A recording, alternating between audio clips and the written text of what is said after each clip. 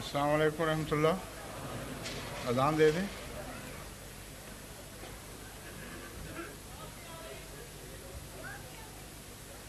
السلام علیکم ورحمۃ اللہ. آ رہی ہے آواز؟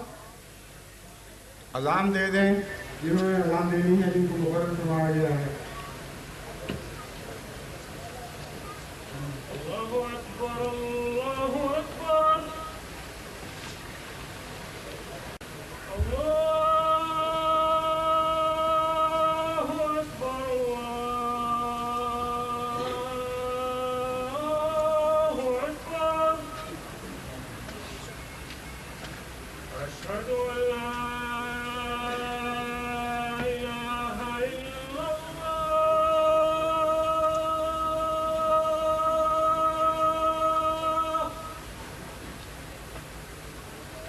اشہد ان لا الہ الا اللہ.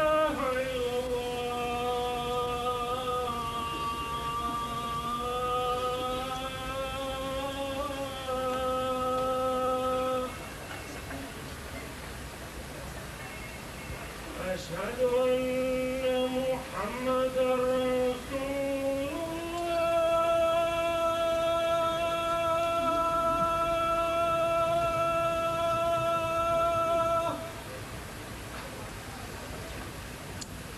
أشهد أن محمدا رسول الله.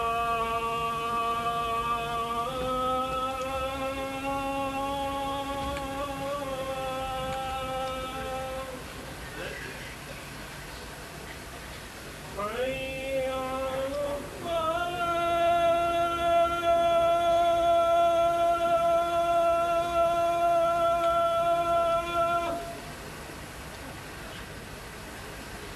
حي على الصلاة.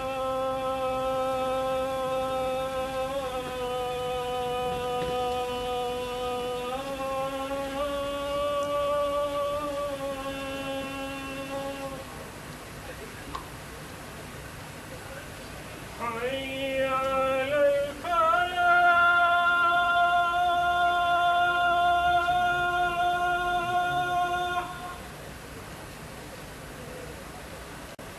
حي على الفلاح.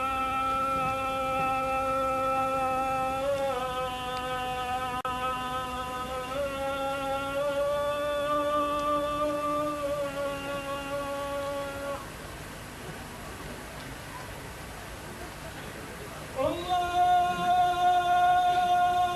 أكبر الله أكبر. لا إله إلا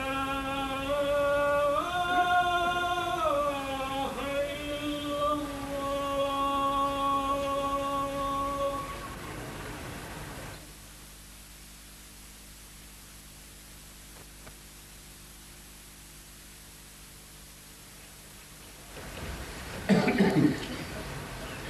أشهد أن لا إله إلا الله وحده لا شريك له،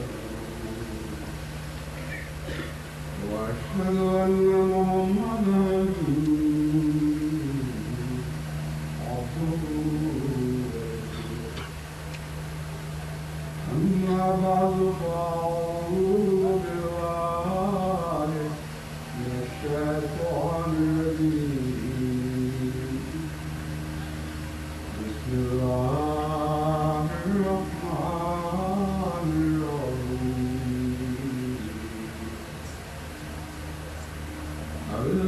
الحمد لله رب العالمين. الرحمن الرحيم.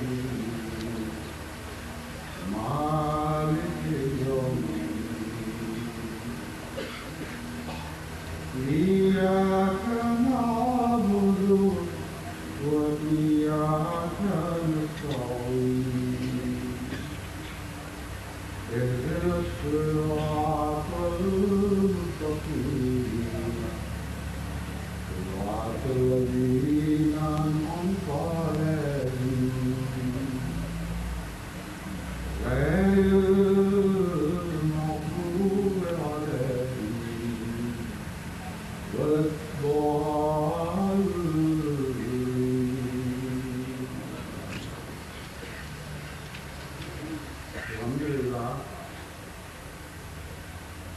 हर किसी बच्चों की प्रोवाइड है, जिसमें हमें आज जो सबसे ये ऑफिस अदा फरमाई, तो महज उसी के नाम और उसकी जलाल और उसकी के जमाल को खातिर हम यानी अहमदी दुनिया भर से आज यहाँ इस आर्मी मरकज इस्लामाबाद में इकट्ठे हुए हैं।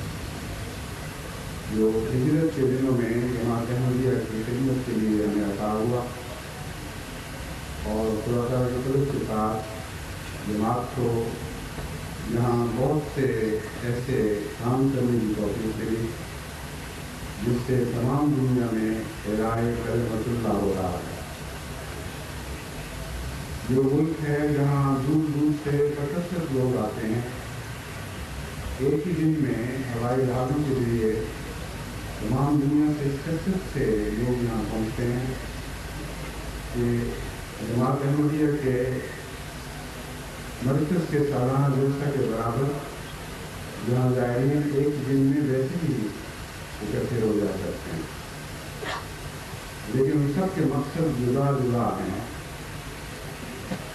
दुनिया तरक्की की मुख्तलिफ शक्लें हैं जिनकी वजह से उन मकासद को पूरा करने के लिए जो उनकी जात के वाबस्ता हैं, तो इस मुल्क में भी जो मगरब में उस मरकज़ी हैसियत रखता है और दूसरे मगरबी ममालिक में भी कसरत आते जाते हैं।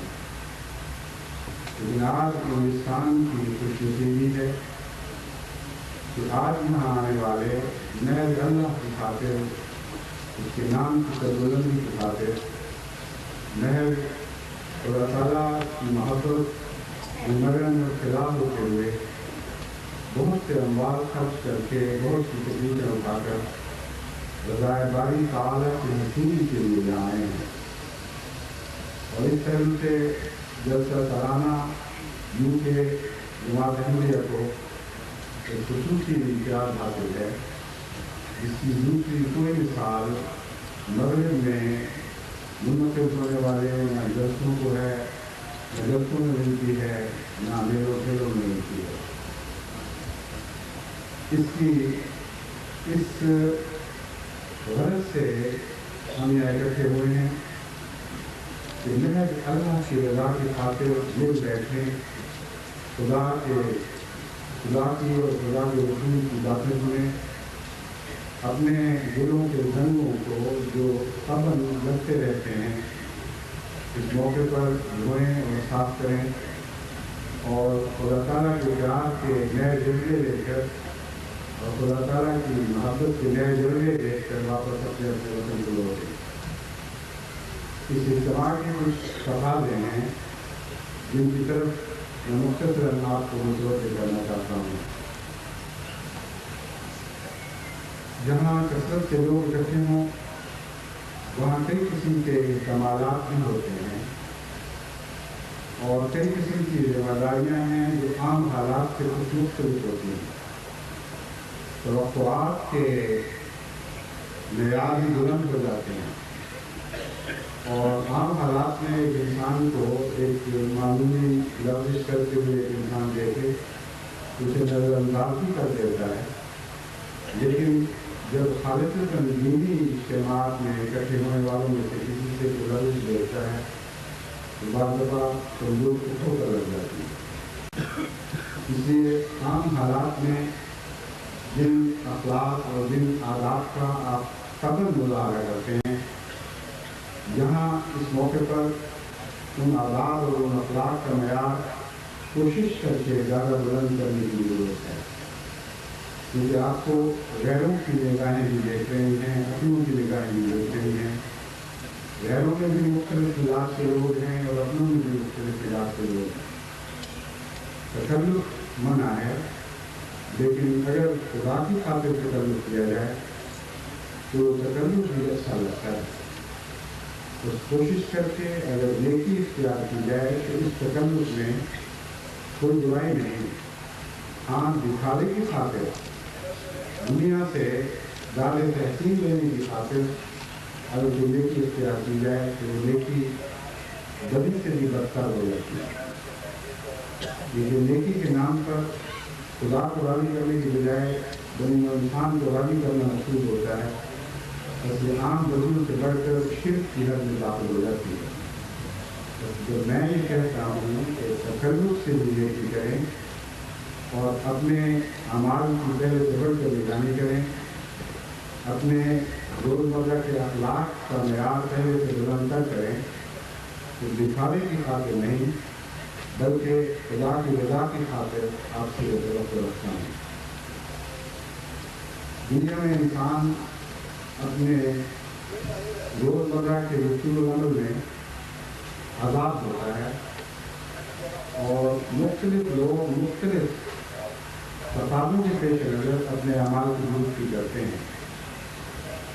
اصل درستی اعمال کی وہی ہے جو خدا کی خاطر ہو اور خدا کو نگاہ میں رکھ کر کی جائے۔ وہ اعمال جو دنیا کے تقاضوں کی خاطر درست کیے جاتے ہیں تو اسی حد تک درست رہتے ہیں جس حد تک دنیا ان کو دیکھ رہی ہوتی ہے، اور ان کی ہر قدم ختم ہو جاتی ہے۔ تنہائی کے اعمال بدل جاتے ہیں، جب دنیا ان کو نہیں دیکھتی اس وقت اور کردار کا انسان ظاہر ہوتا ہے، جو تضاد ہے جس کو دور کرنا ضروری ہے۔ اور جب آپ تکلفاً محض للہ اپنے اعمال کو درست کریں گے، اپنے اخلاق کا معیار بلند کریں گے، تو یاد رکھیں کہ یہ ایک عارضی نصیحت نہیں ہے، بلکہ اس موقع سے فائدہ اٹھاتے ہوئے جو نیکی آپ نے یہاں کمائی ہوگی اسے جاری کر دیں، ہمیشہ کے لیے اپنی زندگی کا حصہ بنا لیں۔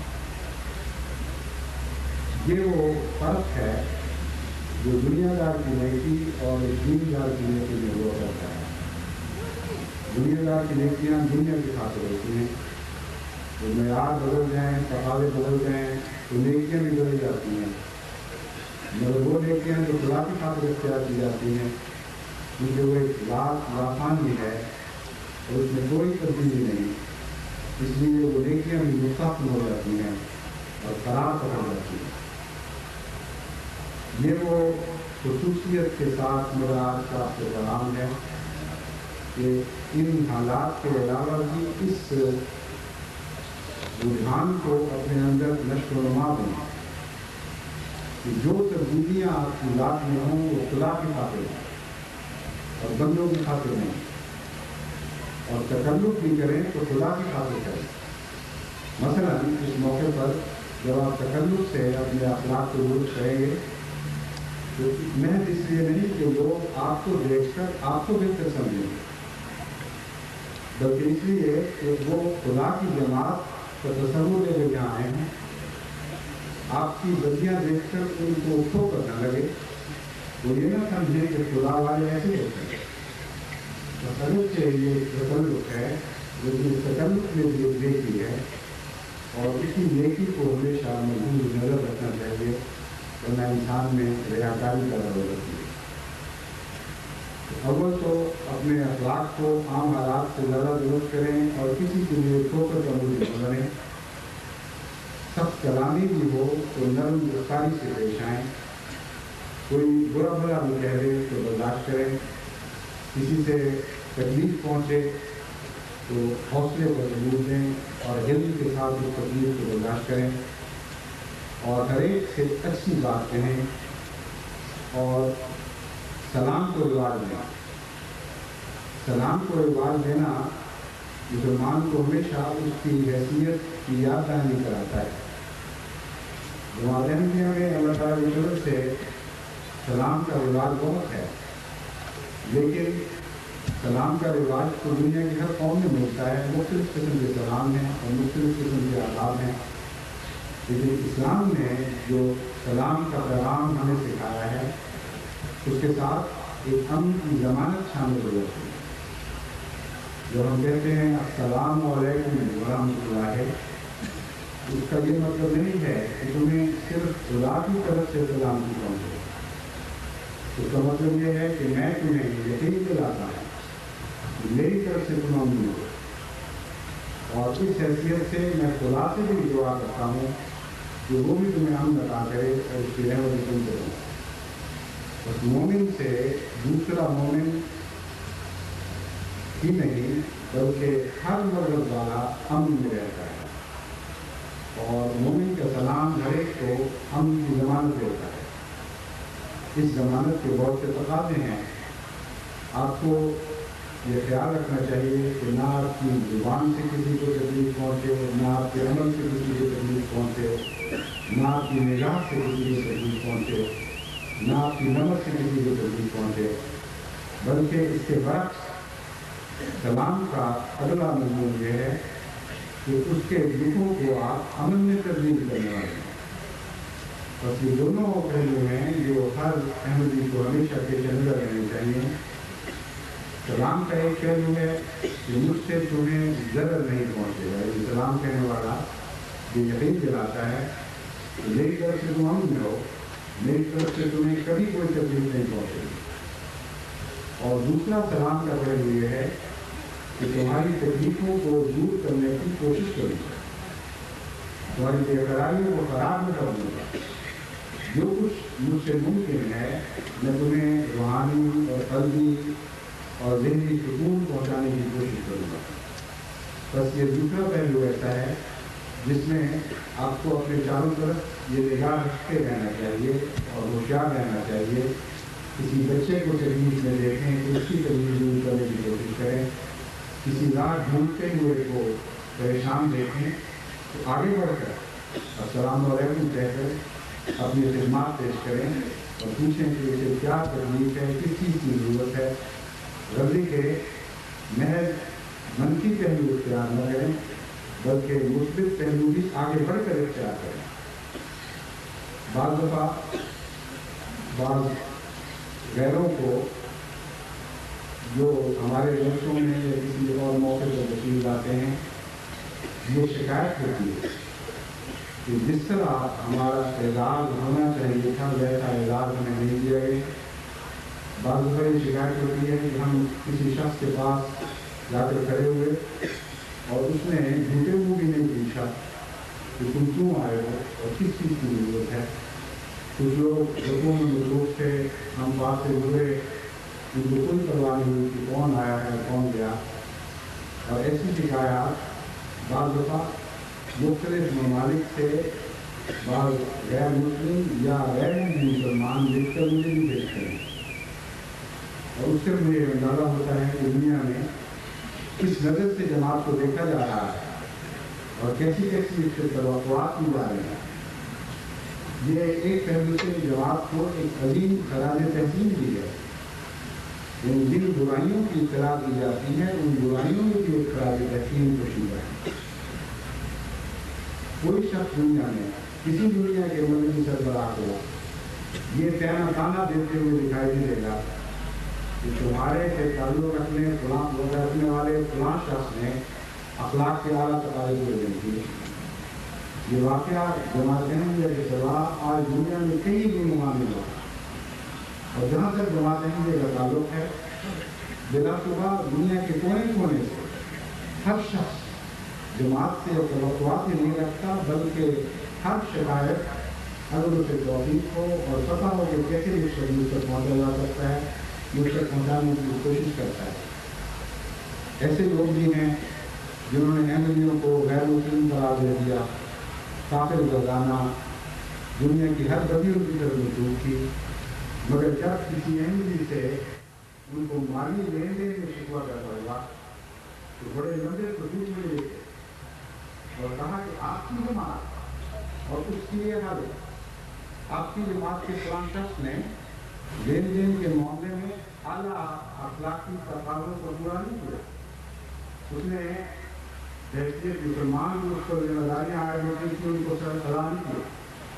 लेकिन मैं नहीं समझता कि कभी किसी ने दुनिया की किसी मौलवी को चिट्ठी लिखी हो कि तुम्हारी तरफ मंसूब होने वाले जो इस्लाम के बुलंद तरीन मुकाम पर कायल बताए जाते हैं तो तमाम दूसरी दुनिया को काफिर बनाते हैं उनमें से फलां के अखलाक में ये भी बात हमें देखी है।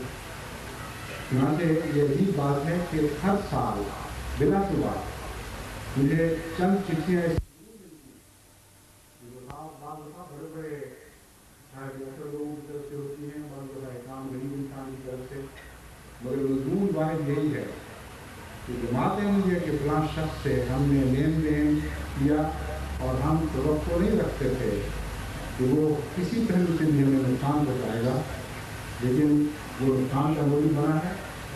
अब आप पर आपकी जिम्मेदारी है इस नुकसान को अदा करें या उसको पकड़ें और उसकी सर्विस करें और हमारा नुकसान उसको कैसे पूरा करवाएं। मैं उनको लिखता हूँ कि जज़ाकल्लाह आपने जमात से बुलंद तवक्कुआत को वाबस्ता रखी हैं। जहाँ तक मेरी कोशिश है मैं अखलाकी दबाव डाल सकता हूँ, लेकिन मैं दुनिया की अदालत को नहीं हूँ और आपने जो गलतियाँ की हैं उनकी जिम्मेदारी मुझ पर आयद नहीं होती। लेकिन जमात में किसी फर्द ने अगर वाक़अतन आपको नुकसान पहुँचाया है तो मैं शर्मिंदा लूँगा और जहाँ तक मेरा बस चलेगा मैं उसकी इस्लाह की कोशिश करूँगा। तो तवक्कुआत का मेयार इतना बुलंद है कि जो लोग आपको दुनिया की जलील तरीन चीज़ करार देते हैं वो आपसे आला तरीन अखलाक की तवक्को रखते हैं। और हज़रत अब्दुल मोहम्मद मुस्तफ़ा सल्लल्लाहु अलैहि वसल्लम के ज़माने के मुसलमानों का मेयार आपने देखना चाहते हैं। बस इन बुरी इत्तलाओं में भी एक अजीम खराबी रहती है जिससे मैं अल्लाह ताला की शुक्र अदा करता हूँ। मगर अगर साल में एक बार भी ऐसी खबर पहुँचे उससे तकलीफ पहुँचती है, क्योंकि हम नहीं चाहते कि हम में से एक दाना भी गंदा और फिर वो गंदा दाना जो रैत की नजर में आकर जमात के लिए कान का मंदिर बन जाए वो तो दूरी तकलीफ देता है। तो इस जलसे के मौके पर भी इस तरह अपने आवाज़ बनाएं, इस तरह लोगों से मेल जोल रखें और उनके साथ हुस्न सलूक करें कि जो वाक़अतन उनकी दिल की गहराई की तवक्कुआत है उससे बढ़कर आप उन पर जुड़े हो। बाद छोटी छोटी मुख्तलिफ नसीहतें भी हैं जो इस मौके पर करनी जरूरी हैं। जिन लोगों में हम यहाँ आबाद हैं यानी सरे का माहौल है, वहाँ इस माहौल में बाद लोगों की अपनी आदतें हैं जो जदीना कौमी आदतें हैं। मसलन सफाई का एक मेयार है, वो अगरचे बदकिस्मती से अब पहले जैसा नहीं रहा जैसा कि हिंदुस्तान में 20-25 साल पहले हुआ करता था, लेकिन अब भी तीसरी दुनिया के ममालिक के मुकाबले पर ये मेयार बहुत बुलंद है। और खसूसियत से सरे की काउंटी में क्योंकि निस्बतन ज़्यादा मुतमव्वल लोग रहते हैं, इसलिए यहाँ सफाई का मेयार हिंदुस्तान के बाद दूसरे हिस्सों में निस्बत बेहतर है। कई लोग तमाशा लेने के लिए यहाँ आएंगे, कई जमात में दिलचस्पी रखते हुए आएंगे और क्योंकि उन्हें अखलाकी जांच का सलीका नहीं है, यानी यह अखलाक की पड़ताल नहीं कर सकते, उनकी नज़र सती है, वो बैरूनी नज़र से अखलाक को जांचते हैं। इसलिए वो ये नहीं सोचेंगे कि जिन गरीब मुल्कों से लोग इकट्ठे हुए हैं उनकी इक़्तिसादी हालत ऐसी है कि तभी तौर पर सफाई का मेयार वहाँ गिर जाया करता है। वे कभी नहीं सोचेंगे कि लंदन के मशरक़ी किनारे में जहाँ गुर्बत ज़्यादा है वहाँ गलियाँ उसी तरह सिगरेट के टुकड़ों और कागज़ों और गंदों गंदी चीज़ों और कोका कोला के खाली डब्बों से भरी पड़ी हैं और हर तरफ गंदगी फैली हुई है, हालांकि वो इंसान ही है। और ये भी सोचेंगे कि दरअसल इसकी वजह गुर्बत है और गुर्बत के नतीजे में बाद गुर्बतियाँ खुद ब खुद पैदा हो जाया करती हैं। तो इस पहलू से जब वो आपको देखेंगे तो जमात अहमदिया के आलमी नुमाइंदा की हैसियत से देखेंगे। अगर आपने वो बद रास्ते हैं जो गैर इरादी तौर पर आपने जगह पा गई हैं, उनको पीछे अपने मुल्क में ना छोड़ा और यहाँ साथ किए चले आए और यहाँ रहते ही यदि आपने वैसी ही बेपरवाही के सबूत दिया तो उससे जमात के नाम को नुकसान पहुँचेगा। बस ये भी वो एक खास चीज़ है जिसको आपको कोशिश के साथ पेश नज़र रखना चाहिए। हज़रत अब्दुल मोहम्मद मुस्तफ़ा सल्लल्लाहु अलैहि वसल्लम ने 1400 साल पहले जो हमें तालीम दी थी वो ہر پہلو انسانی زندگی کے دلچسپی کے ہر پہلو میں بلند ترین تھی، سب سے اعلیٰ ہے۔ اور صفائی کے لیے ایسے باریک راز آپ نے ہمیں سمجھائے کہ آج تک دنیا کی ترقی یافتہ قومیں بھی اس معیار تک نہیں پہنچی، جہاں زیادہ سے زیادہ زور اس بات پر دیا جاتا ہے کہ تم کوئی گندی یا فضول چیز سڑکوں پر پبلک جگہوں پر نہ پھینکو، اور جو ڈبے اس کام کے لیے مقرر کیے گئے ہیں ان میں ڈالو۔ حضرت اقدس محمد مصطفیٰ صلی اللہ علیہ وسلم کی تعلیم آج سے 1400 سال پہلے اس سے بہت آگے نکل چکی تھی۔ آپ نے فرمایا رستوں کے حقوق ہیں، وہ رستوں کے حقوق ادا کرا، اور ایمان میں یہ بات آ گئی کہ اگر رستے پہ کوئی بھی ایسی چیز جس سے نظر کو یا کسی اور چیز کو انسان کو کسی طرح میں تکلیف پہنچتی ہو، اذا کی چیز اور وہ کسی پہلو سے تعلق رکھتی ہے، اس کو اٹھاؤ اور اس کو رستوں سے دور کر دو۔ تو مومن کی صفائی کا معیار یہ نہیں ہے کہ وہ گندگی نہ پھیلائے، بلکہ مومن کی صفائی کا معیار یہ ہے کہ وہ گندگی جو دوسروں نے پھیلائی ہے اس کو دور کرے۔ اور اگرچہ یہاں ہماری طرف سے انتظامیہ کی طرف سے بعض ایسے اقدام متعین ہیں کہ جو رستہ چلتے پھینکی ہوئی خراب چیزوں کو اٹھائیں گے اور مناسب جگہوں تک ان کو پہنچائیں گے، ان کی صفائی کا انتظام کریں گے، لیکن میں ہر احمدی سے توقع رکھتا ہوں، اس لیے کہ وہ حضرت محمد مصطفیٰ صلی اللہ علیہ وسلم کا غلام ہے، اس لیے کہ وہ آج حضور صلی اللہ علیہ وسلم کا سفیر بن کر یہاں ہے، اس لیے ہر ایک اس بات کا خیال رکھے کہ آزاد کی چیزوں سے رستوں کو اور پبلک جگہوں کو صاف و پاک کرے، جہاں کوئی خراب چیز گری پڑی دیکھے اس کو اٹھا کر مناسب جگہ تک پہنچائے، تاکہ جو عام صفائی کے معاملات ہیں یہ ہمارے لیے عبادت بن جائیں، کیونکہ حضرت صلی اللہ علیہ وسلم نے اس عادت کو ایمان کا آخری شعبہ قرار دیا ہے۔ فرمایا ایمان کے 70 درجے ہیں، ان میں سے سب سے ادنا درجہ یہ ہے کہ انسان رستے میں گری پڑی چیزوں کو اٹھائے اور چلنے پھرنے والوں کو اور دوسرے اپنے بھائیوں کو ان چیزوں کی تکلیف سے بچائے۔ اس کو اگر آپ پوری طرح سمجھ لیں کہ کیا بات فرمائی گئی ہے تو آپ کی عقل دنگ رہ جائے گی کہ جس تعلیم کا ادنا شعبہ یہ ہے اس کے اعلیٰ شعبے کیا ہوں گے۔ ادنا شعبہ یہ نہیں کہ آپ نے کوئی تکلیف دی چیز باہر نہیں پھینکی، ادنا شعبہ یہ ہے کہ لوگوں کی پھینکی ہوئی چیزیں اٹھانی ہیں اور تکلیف سے ان چیزوں سے رستوں کو بچانا ہے۔ اس ضمن میں اور بھی بہت سی تعلیمات ہیں، مثلاً یہ کہ رستے کے حقوق میں یہ بھی ہے کہ رستوں پر کھڑے ہو کر گپے نہ لگایا کرو۔ مسافروں کا حق ہے کہ رستوں سے گزرے، اگر تم ٹولیاں بنا کے وہاں کھڑے ہو جاؤ اور گپ شپ میں مصروف ہو جاؤ تو چلنے والوں کو تکلیف پہنچے گی۔ اس لیے وہ تمام راستے جو اس غرض سے بنائے جاتے ہیں کہ وہاں لوگ چلیں اور اپنے اپنے مقاصد تک پہنچیں، ان رستوں کو کھلا رکھنا اور صاف رکھنا یہ ہماری ان توقعات میں شامل ہے کہ حضرت محمد مصطفیٰ صلی اللہ علیہ وسلم نے اپنی امت سے یہ فرما کر رکھے ہیں کہ یہ بھی ادنا توقعات ہیں، باقی سب توقعات ان سے اونچی اور بالا ہیں، بس ہمیں ادنا توقعات پر بھی پورا اترنا ہے اور بالا توقعات پر بھی پورا اترنا ہے۔ حضرت محمد مصطفیٰ صلی اللہ علیہ وسلم نے کھانے کی بھی آداب سکھائے، اور ایسے عظیم آداب ہیں کہ جہاں تک میں نے تفصیلی نظر ڈال کر دیکھا ہے، آج تک ان قوموں میں بھی وہ اخلاق شان سے رائج نہیں ہو سکے۔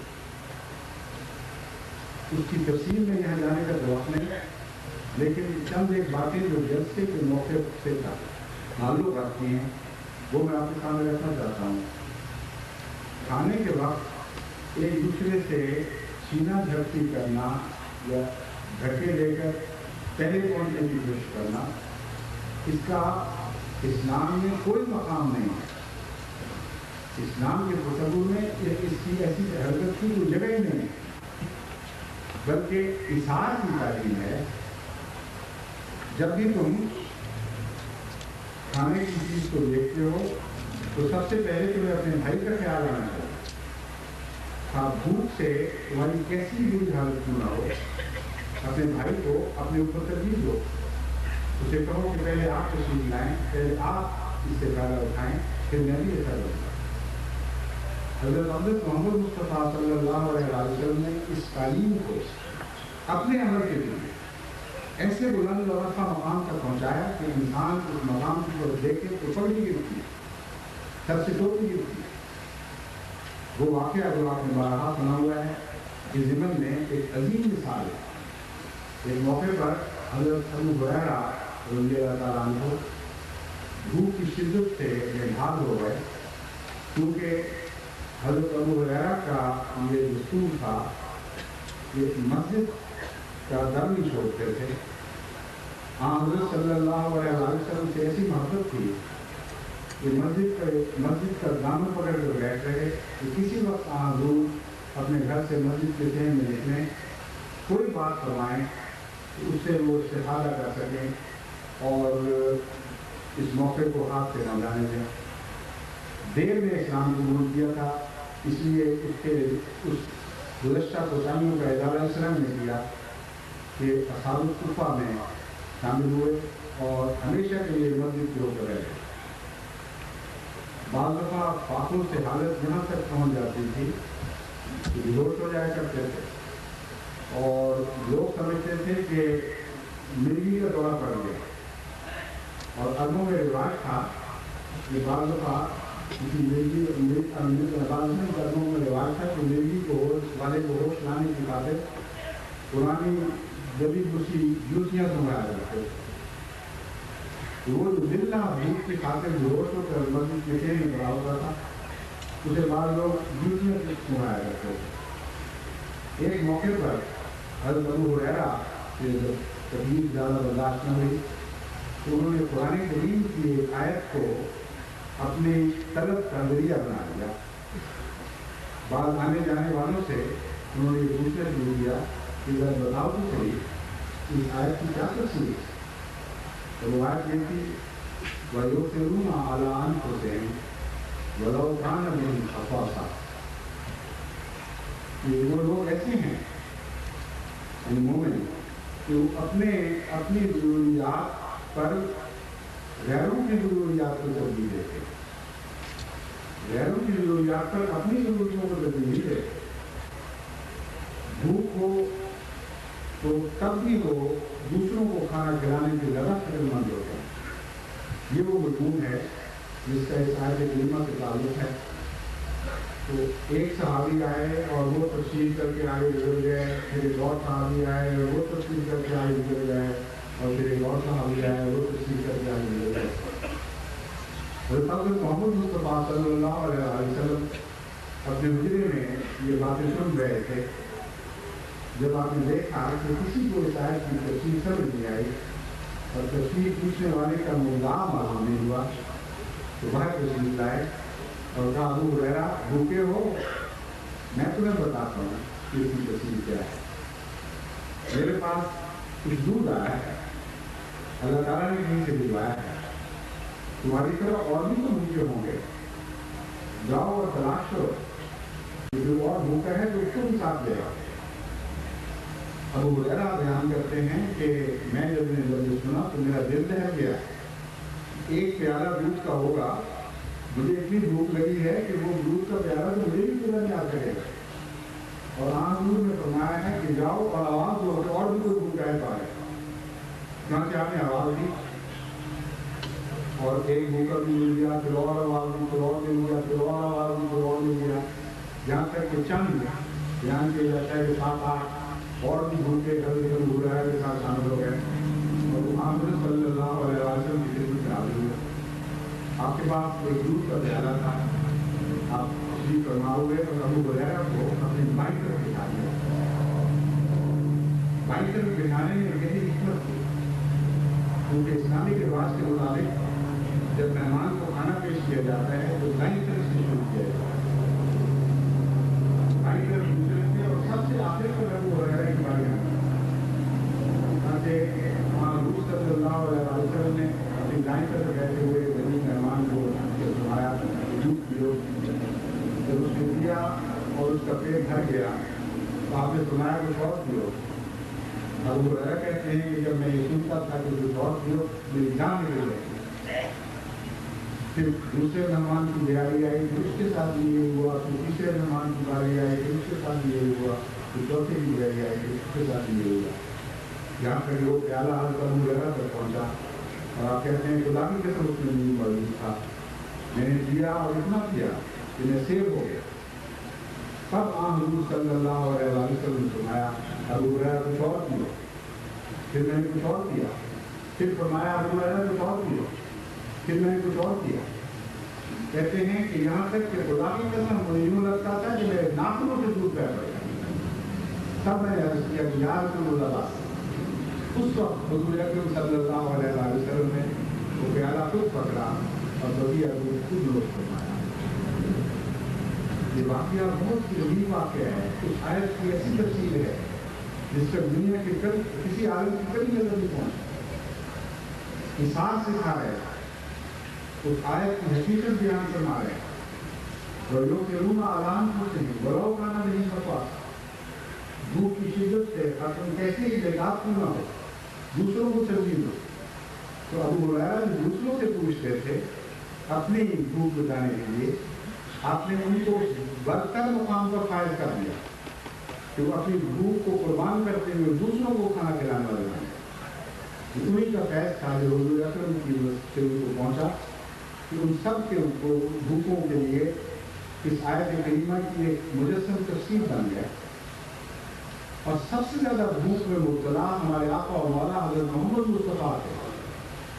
حضور جو آپ کو آیا تھا وہ آسمان کی طرف سے بھیجا گیا تھا، آپ کی بھوک مٹانے کے لیے آیا تھا۔ اور سب سے آخر پر آپ نے جب حضور کو فرمایا کہ بتایا کہ تم سب نے سب سے زیادہ اس آیت کے مضمون کو، اس کی حکمتوں کو سمجھنے والا میں ہوں، اور میں ہی وہ ہوں جو قرآن کو اپنے رگ رگ میں جاری کرتے ہیں۔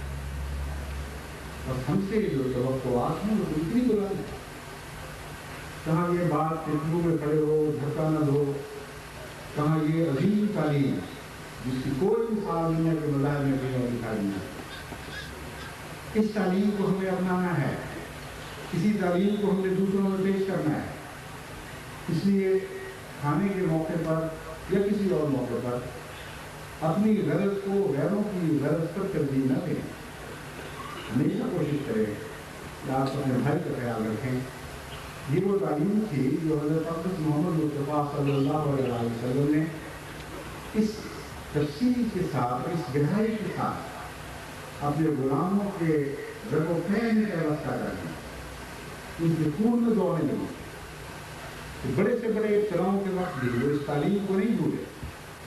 چنانچہ بعد کے زمانے کا یہ واقعہ ہے، بعد کے زمانے کا تو نہیں، حضور اکرم صلی اللہ علیہ وسلم کے غالباً زندگی کا یہ واقعہ ہے کہ ایک غزوے میں کچھ صحابہ زخمی ہوئے، اور پیاس کی شدت سے کیونکہ گرمیوں کے دن تھے، زخموں کے علاوہ وہ بہت بڑے ابتلا میں پڑے ہوئے تھے، ایک بوند پانی کو ترس رہے تھے۔ ایسے موقع پر ایک جسیلہ لیے ہوئے خدمت کرنے والا وہاں پہنچا۔ اس نے کسی سے کہا کہ منہ کھولو، میں تمہیں کچھ پانی پلا دوں۔ اس کی نظر اپنے قریب ہی سے سکتے ہوئے ایک اور بھائی پر پڑی۔ اس نے اس حالت میں اس طرف اشارہ کیا، کہا پہلے کہ بھائی کو پانی پلاؤ پھر میری طرف آنا۔ اور یہ عجیب واقعہ ہے جو تاریخ اسلام نے درج کیا ہے کہ جب اس کے پاس وہ پہنچا، اس کی نظر اپنے ایک اور بھائی پر پڑی، اس نے اسی طرف اشارہ کیا۔ کتنی دفعہ یہ ہوا ہم نہیں کہہ سکتے، مگر وہ ساتھی بیان کرتا ہے کہ جب میں اس آخری شخص تک پہنچا ہوں وہ دم توڑ چکا، جب میں واپس لوٹا ہوں تو بعض میں سے ایسے بھی تھے جنہوں نے پانی کیا، لیکن وہ شخص جس نے پہلے بھیجا تھا میرے پہنچنے سے پہلے دم توڑ چکا۔ تو حاجت کی ایسی شدت کے وقت انہوں نے حضرت محمد مصطفیٰ صلی اللہ علیہ وسلم کی تعلیم اور آپ کی رسوت نہیں بلایا. بس ان چھوٹی چھوٹی آزمائشوں میں اگر آپ پورے نہ اترے تو کیسے دنیا کے معلم بنیں گے, کیسے دنیا کے معلم بنیں گے؟ آپ نے تو ساری دنیا کو اسلام کی اعلیٰ تعلیم سکھانی ہے. بس ایسے مواقع جب اجتماع ہوتے ہیں, جب اکٹھے کھانے کھائے جاتے ہیں, ان میں اسلامی اخلاق اپنی پوری شان کے ساتھ جلوہ کرنے چاہیے. لوگوں کی نگاہیں محبت اور تحسین سے پڑیں کہ یہ ہیں محمد مصطفیٰ کے غلام. کھانے کے آداب کو سیکھے تو ان سے سیکھے, رستہ چلنے کے جو آداب سیکھے تو ان سے سیکھے, راستوں کے حقوق کے آداب کو سیکھے تو ان سے سیکھے. غزنی کے زندگی کے ہر شعبے میں اسلام بھی ان کو اپنی پناہ نظر آئے اور اسلام ہی میں ان کی ساری بے قراریوں کا علاج ہو. اس کا نام اسلام ہے, اس کا نام سلام ہے, اسی کا نام سلامتی ہے جو ہر مسلمان سے وابستہ ہوتی ہے. بس آپ کھانے کے دوران ایسی حرکتیں نہ کریں جن سے جب مجھے اطلاع پہنچے تو میں شب سے پسینے پسینے ہو گئے. بعض لوگوں نے مجھے جلسے سے پہلے تبلیغ لکھے اور اس جلسے سے پہلے مجھے متردد کیا کہ آئندہ یہ باتیں نہ ہوں. ایک صاحب تشریف لائے لکھتے ہیں کہ کسی دفعہ میں نے دیکھا کہ کھانا جب تقسیم ہو رہا تھا تو لینے والوں نے مطالبے شروع کیے ہوئے تھے کہ 2 روٹیاں ڈالو اور 4 روٹیاں ڈالو اور 5 ڈالو, اور یہ آلو ہمارے کسی کام کے نہیں ہے, یہ شوربہ ہمارے کسی کام کا نہیں ہے. جو تقسیم کرنے والا تھا وہ بڑی مصیبت میں مل رہا تھا. کھانے کا جو توازن ہے وہ تو نہیں بگاڑا جا سکتا. کھانے میں کچھ شوربہ ہے, کچھ روٹیاں, کچھ گوشتیں ہیں, کچھ آلو ہیں, کچھ سبزی اور مگر آپس کا ایک توازن ہے. اگر ایک مہمان ضد کر کے کوئی ایک چیز زیادہ مانگے گا تو ظاہر ہے کہ دوسرے مہمان کے لیے وہ چیز اور بھی کم ہو جائے گی. نتیجہ ایسا ہو جاتا ہے کہ بہت سا کھانا ضائع چلا جاتا ہے. بعض لوگ اپنی حص میں یہ خیال کر کے کہ ہمیں بہت بھوک لگی ہے زیادہ چیز لے لیتے ہیں اور پھر وہ ان سے کھائی جاتی. تقسیم کرنے والوں نے مجھے بتایا کہ بسا اوقات ہم نے دیکھا ہے کہ پیالوں کے اندر آلو کے ٹکڑے, ہڈیاں, بوٹیاں ایسی جو قابل استعمال تھیں اسی طرح بچی رہے. بعد ایسے پہلے سے ان کے شور میں بچے رہے. تو واقعہ یہ ہے کہ یہ بہت ادنا معمولی باتیں ہیں, لیکن اعلیٰ اخلاق کے تقاضے جن سے کیے جاتے ہیں ان کے کردار پر یہ داغ ہے, ان کو دیکھ لیجیے. بعض ظالم اور جو حکومتوں نے اسلام کو تبدیلیاں کسی جن میں سے سلمان رشدی بھی ایک تھا, اس کی بدبختی دیکھیں وہ یہ کہتے ہیں کہ کیسا اسلام ہے, چھوٹی چھوٹی چیزیں ہمیں سکھاتا ہے, چھوٹی چھوٹی باتوں کو پابند کرتا ہے. طہارت کیسے کرنی ہے, اٹھنا کیسے ہے, وضو کیسے کرنا ہے, یہ تو پرانے زمانے کی کوئی معمولی سی چیز ہے. آج کے زمانے کی ہمیں کیا ضرورت ہے.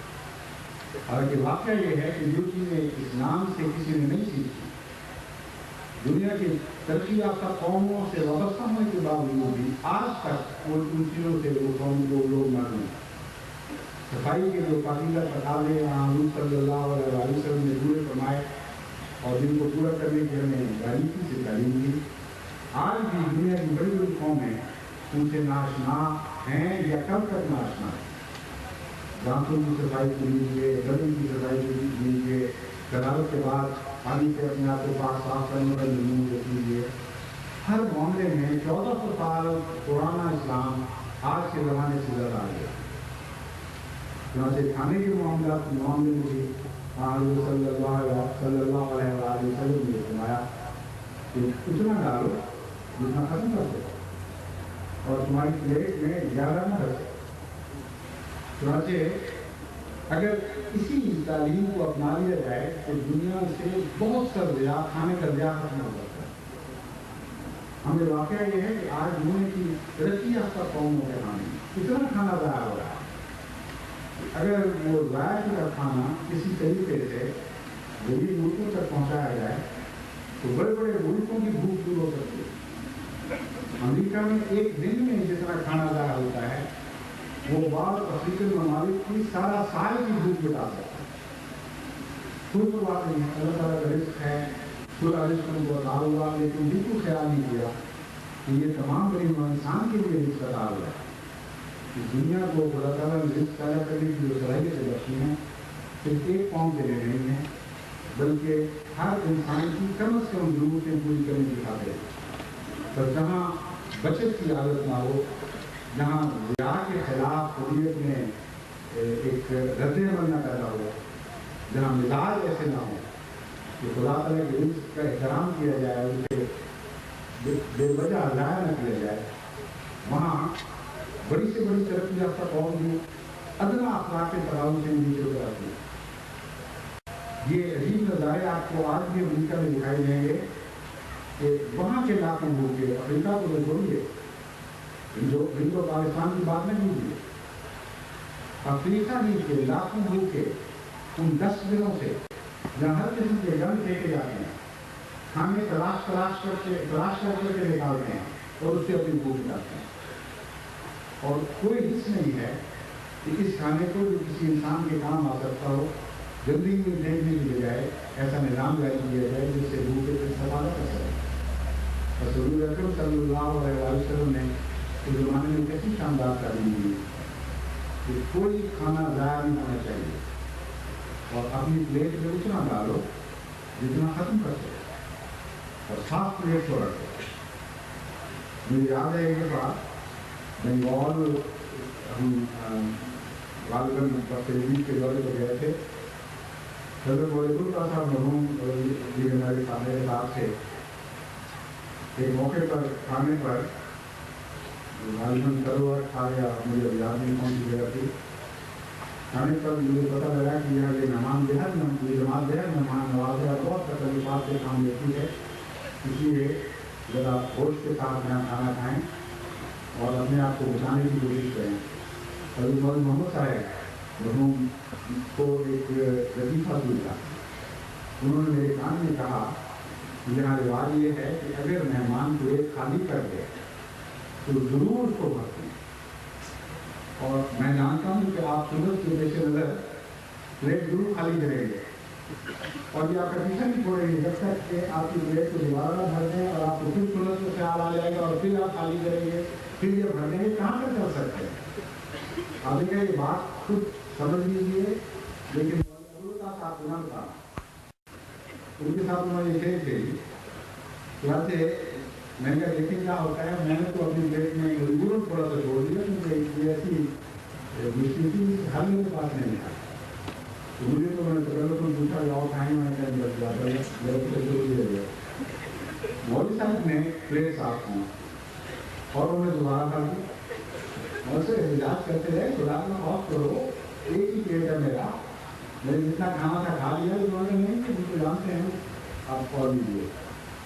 بڑی مصیبت سے مولوی صاحب نے پلیٹ خالی کی تو دوبارہ لے کر آئے چاول اور سالن، مجھے یاد ہے مولوی صاحب نے یوں ہاتھ آگے کھلا دیے تھے اور ان کی انگلیوں کے بیچ سے وہ چاول اور شوربہ گرا رہے تھے۔ اس حالت پر ہم میرا معلومات کرنے جو سمجھایا کہ یہ قصہ ہے یا رواج یہ ہے، حضرت صلی اللہ علیہ وسلم کی پاک تعلیم وہاں کی رائج ہونی چاہیے۔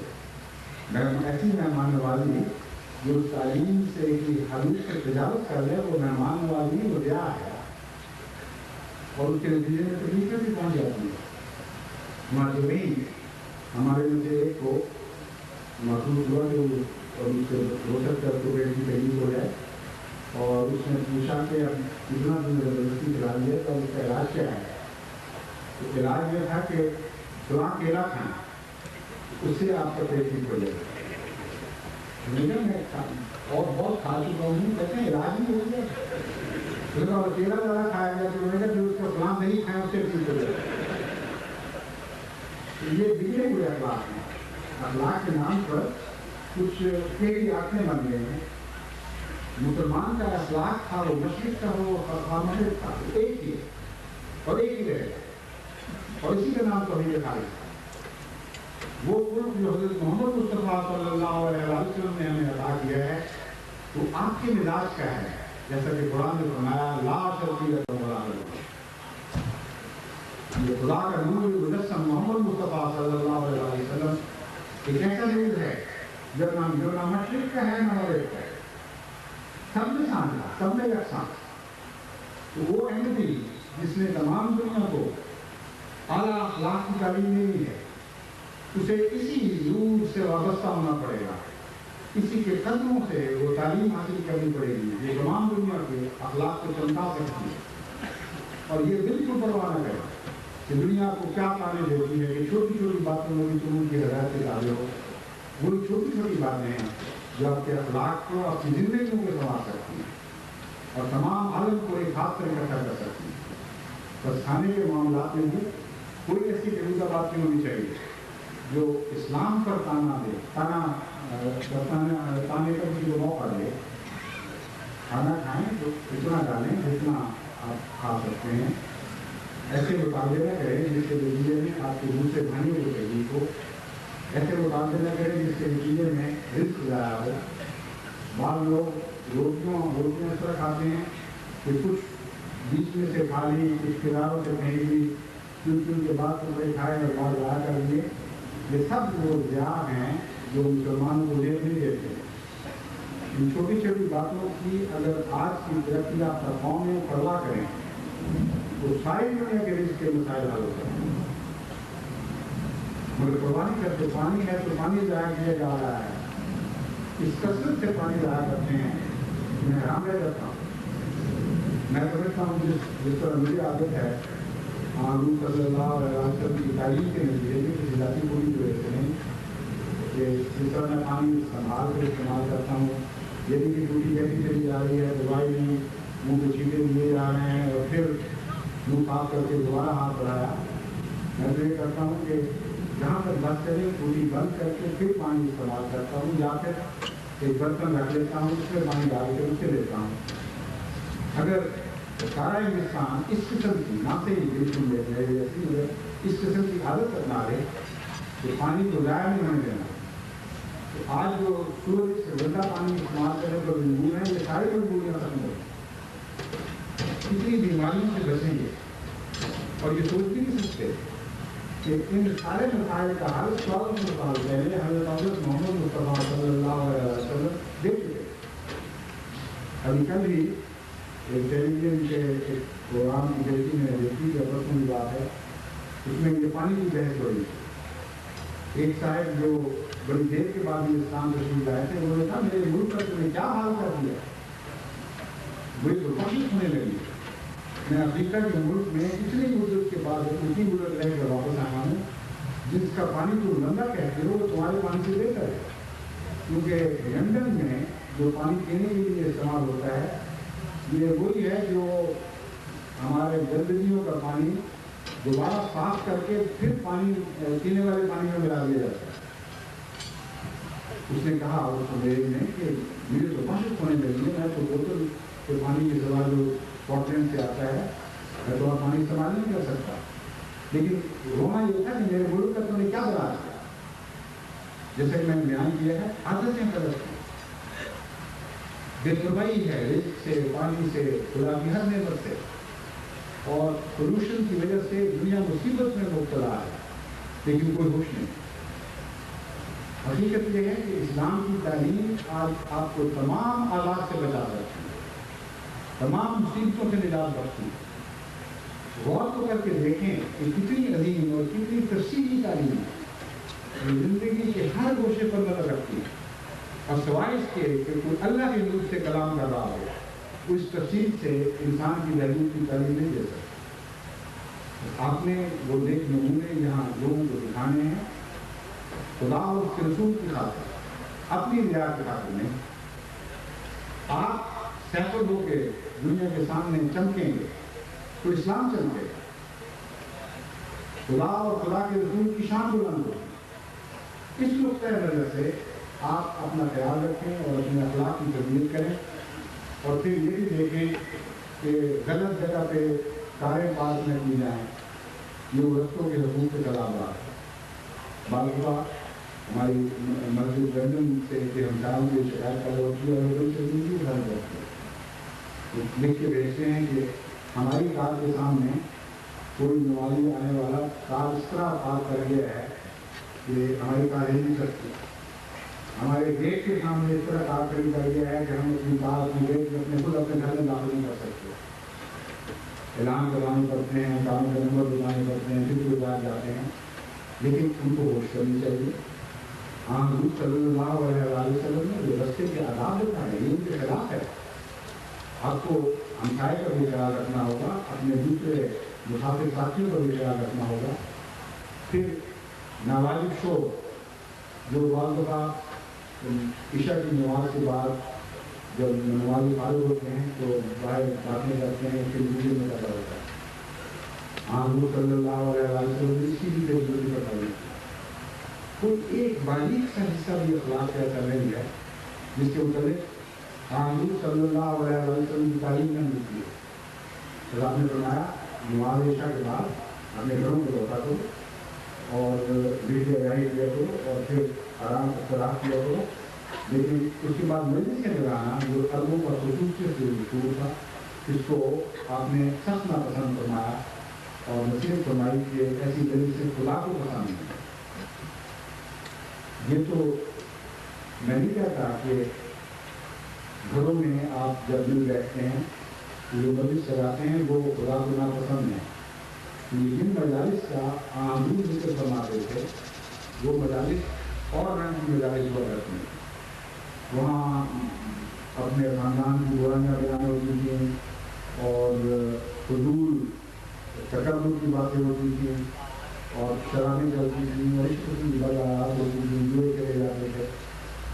उनसे तो कुलियतन परहेज वैसे भी हर रंग को लाना है, लेकिन अपने नमाज के बाद की मजलिस अगर कोई लगानी है जिसमें अच्छी बातें भी हो सकती हैं, खास बातें भी हो सकती हैं।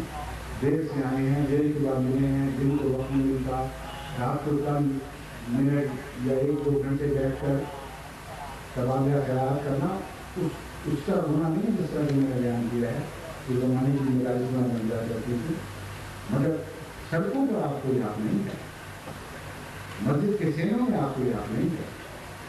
ये आपको किसी तरह नहीं है कि आपके घर का शोर आपके हमसाये की नींद खराब करे।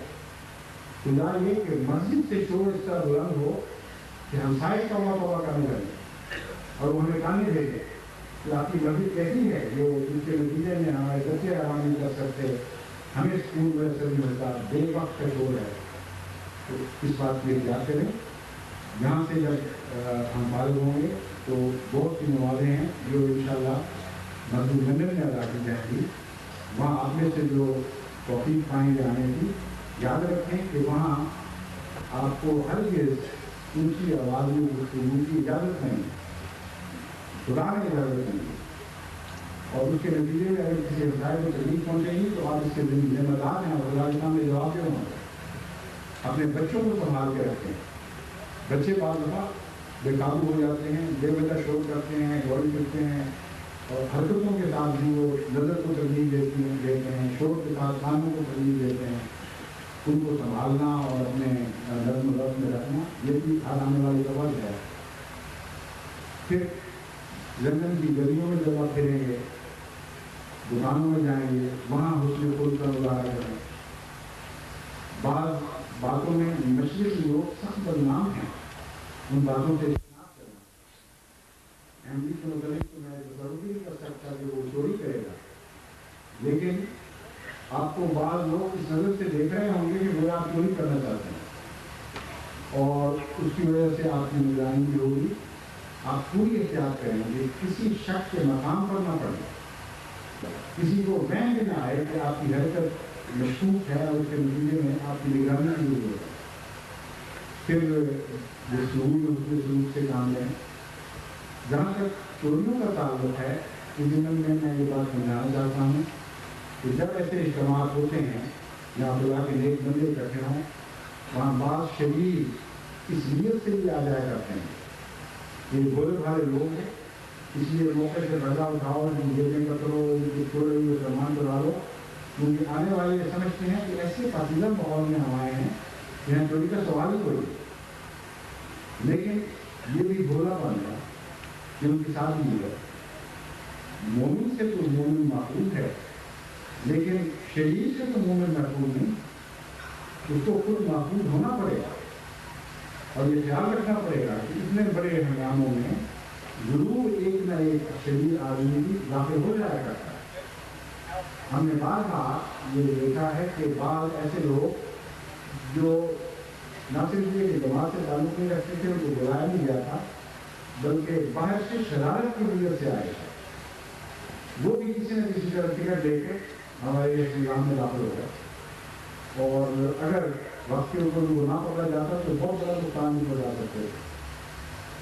تو اپنی چیزوں کی حفاظت کریں، آپ بھی تو اپنے آپ سے امن میں رہنے چاہیے، اس لیے آپ کی فراست کا تقاضا یہ ہے کہ اپنے مال کی پوری طرح حفاظت کریں، ہم کسی دو دوسرے کو نہ اطلاع میں ڈالیں نہ خود اطلاع میں کریں۔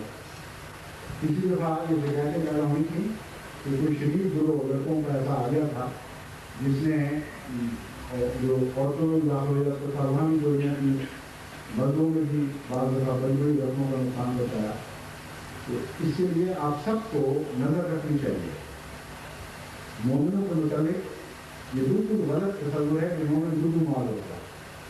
ہمارے ہندو بعد میں لوگ نہیں کہتے ہیں کہ مومن بدو ہوتا ہے، وہ مومن پتہ نہیں کون سا جو بدو ہوتا ہے۔ جو مومن ہم نے حضرت محمد مصطفیٰ صلی اللہ علیہ وسلم کی زبان سے سنا ہوا ہے وہ تو یہ ہے، آپ فرماتے ہیں مومن کی فراست سے ڈرو، وہ خدا کے نور سے دیکھتا ہے، وہ بدو نہیں ہوا کرتا، وہ دلوں کے حال بھی پڑھ لیتا ہے۔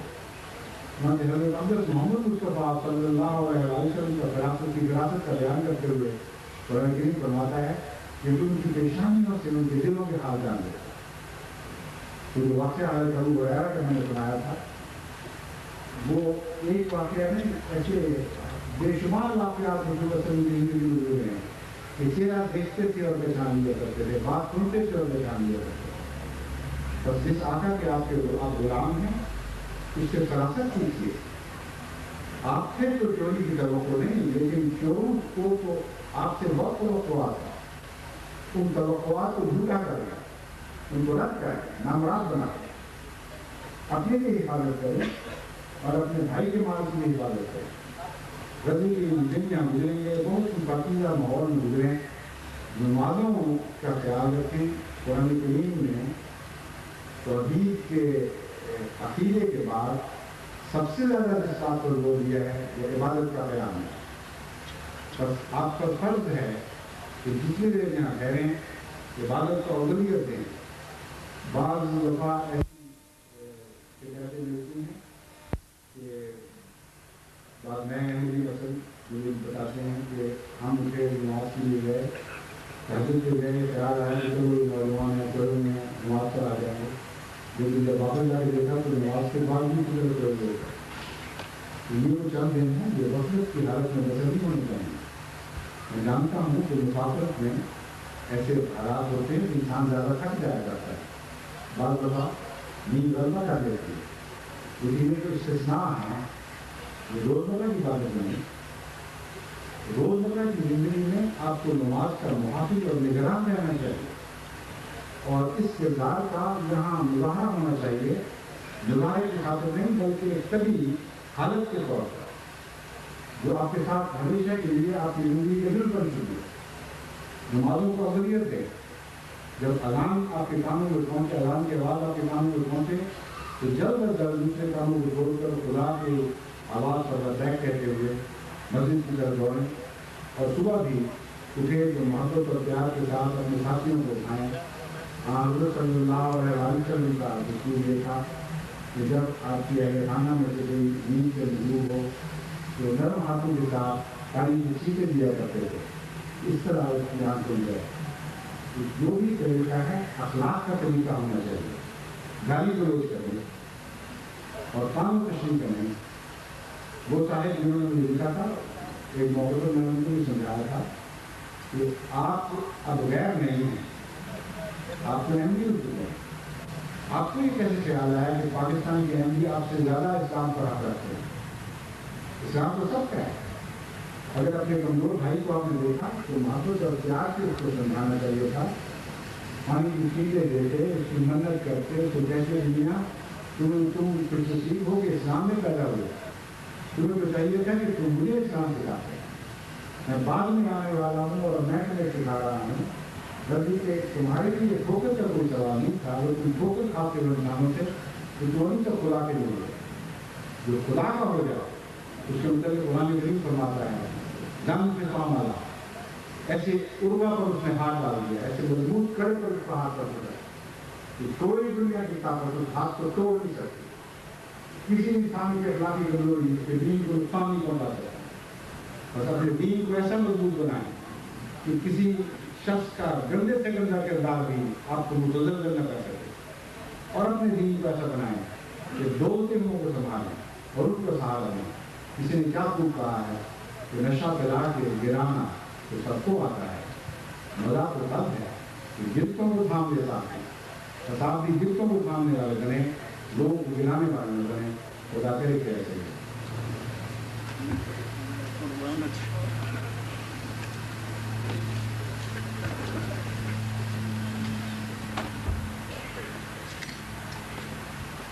الحمد لله نحمده ونستعينه ونستغفره ونؤمن به ونتوكل عليه ونعوذ بالله من شرور انفسنا ومن سيئات اعمالنا